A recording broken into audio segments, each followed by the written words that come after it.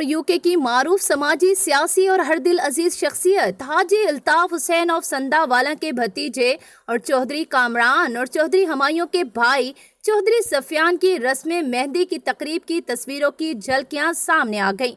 रस्म मेहंदी की तकरीब यूके के मशहूर शहर बोल्टन में की गई, जिसमें यूके की हर दिल अजीज समाजी शख्सियत चौधरी बहादुर खां और दीगर फैमिली मेंबरान और कजन्स की जेर सरपरस्ती होने वाली इस तकरीब में सारी फैमिली मेंबरान, कजन्स और इटली और यूके भर की अहम शख्सियात ने भरपूर शिरकत की और खुशी के इस मौका को खूब दुबाला किया। बताते चले कि शादी की तकरीब अनकरीब इटली के मशहूर शहर मिलान गुलराता में की जाएगी, जिसमें फैमिली समेत दोस्त अहबाब की भरपूर शिरकत होगी, जिसकी तैयारियां अरूज पर हैं। इस मौका पर चौधरी मोहम्मद इलियास चौहान ने कहा कि दियारे गैर में रहने वाले पाकिस्तानी अपनी खुशियों, शादी ब्याह की रस्मात को मजहबी और सकाफती तौर पर मना रहे हैं, जो कि खुश आइंद बात है।